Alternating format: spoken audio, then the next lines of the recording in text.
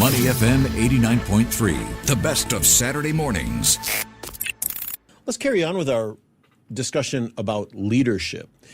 And the idea of having ethics and decency within leadership is nothing new, but I personally feel like it takes on more importance these days when we see what's happening in the world around us.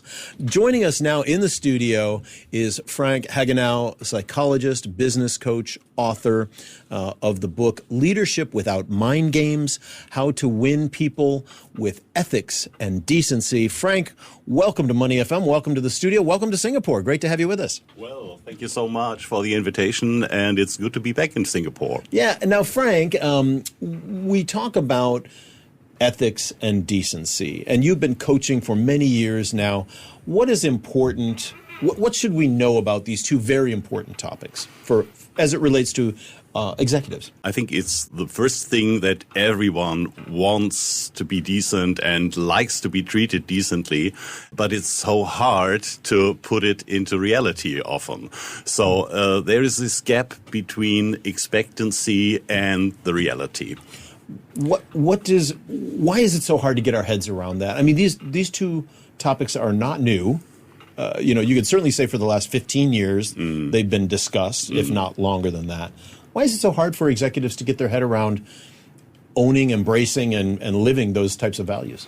I think because executives, managers, they often have goals, sometimes short-term goals, and they are willing to achieve these short-term goals, sometimes by any means. And so they are losing out of sight the relationship between themselves and their employees, their team members, their customers. So sometimes they try to manipulate people to get their goals. There will be some damage to the relationship because you will lose trust.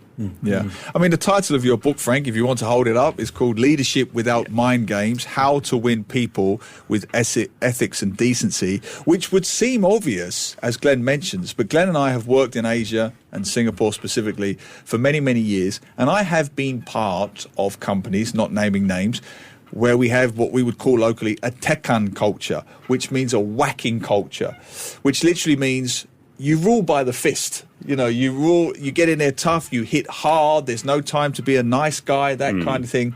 Maybe for the benefit of Singaporean leaders or companies listening, in your experience, why do you feel, Frank, that approach doesn't work and ethics and decency is the way to go? Well, unfortunately, sometimes it works. Okay. That is true. At least on the encourages bad behavior in the future, doesn't it? At least on the short-term perspective.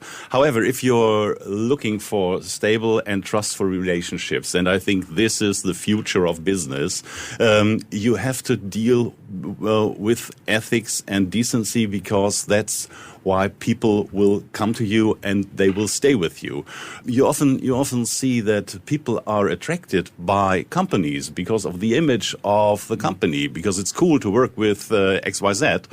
But if they leave companies, they are always or often leaving managers and executives because they are treated badly. They don't feel treated very, very well. And especially the high qualified people who are able to get another job at the competitors, they will leave the company. Whereas people who think, well, I won't get another job anywhere, they will stay and they will, often only do poor business there. Yeah. Talking with Frank Hagenow, a psychologist, business coach, and author of Leadership Without Mind Games, How to Win People with Ethics and Decency. Frank, something you mentioned about talent retention just struck me. Over the past 2 years, we've seen the Great Resignation. We've seen people leaving many companies for a variety of reasons and not returning necessarily. It has led to a talent crunch. Does this make your thesis in this book even that much more important, to lead with ethics, to lead with decency, if nothing else, to retain talent in an environment that is very hard to do that? Absolutely. And I think it's very important to build these trustful and long-lasting relationships to employees, especially if you want to be successful in the future and keep the high qualified people to your company. And let's talk about, I'm fascinated by this concept of mind games in business. Clearly there must be good mind games being played and bad mind games being played. Give us some examples or anecdotes or case studies of where you think mind games can and should be played in business. How would it work? Well, first of all, I think we all try to manipulate people because we want to achieve something. We want to have people done something we would like them to do. And this is perfectly fine because everybody knows about that. As long as it is transparent and as long as I don't feel fooled by you. For instance, or taken advantage of or something like that. For instance, I can promise you some kind of advantage, some kind of raise or promotion or whatever in order to get what I want from you, but I will never fulfill my promise.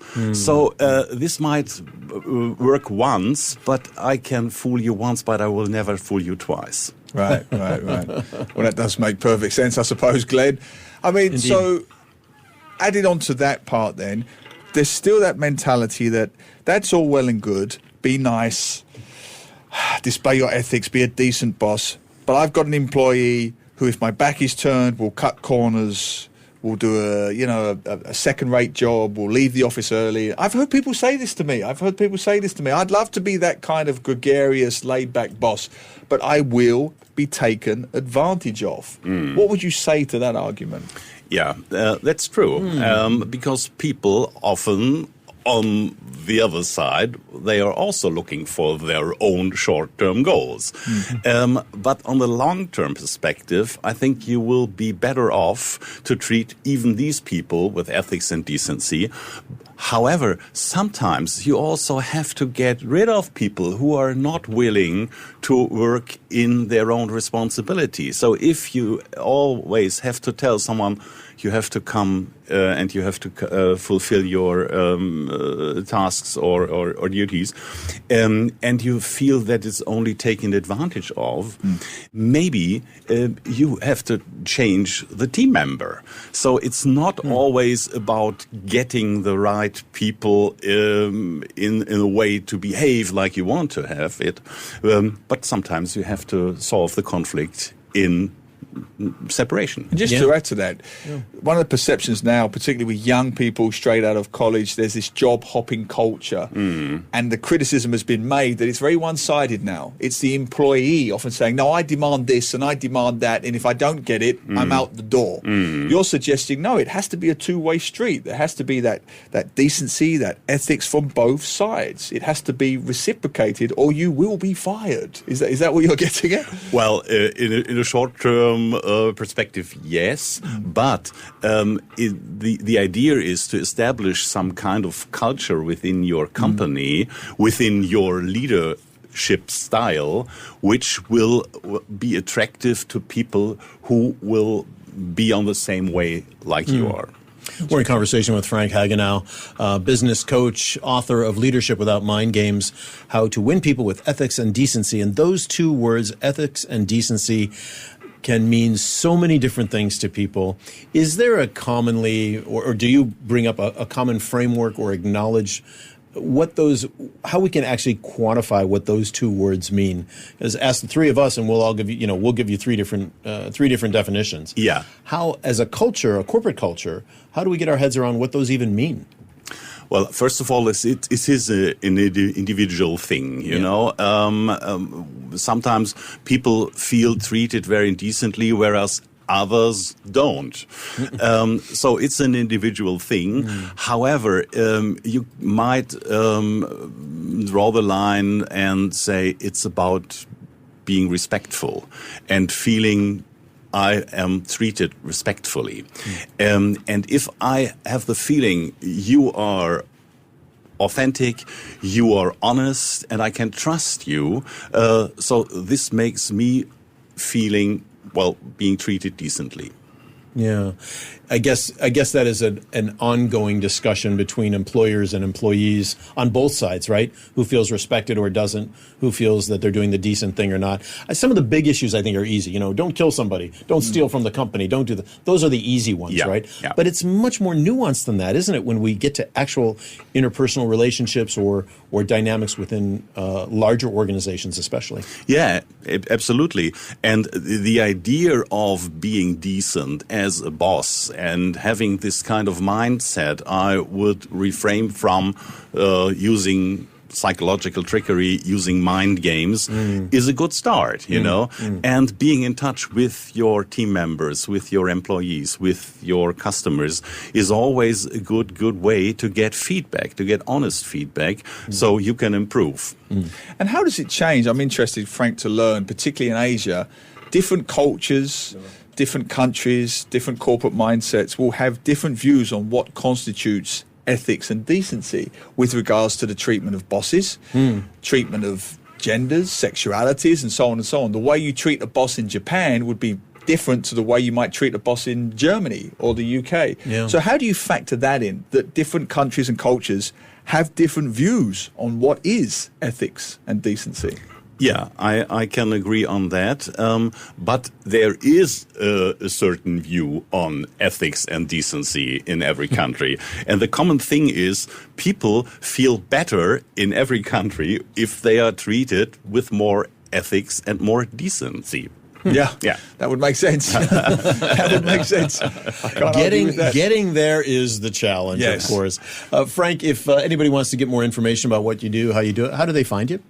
Well, for instance, they can Google my name, Frank Hagenow, and there's also a website, frank-hagenow.com.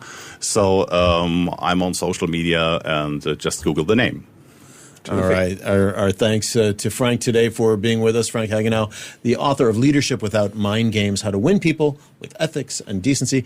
Great to see you in Singapore, and welcome. Hope you enjoy your time here.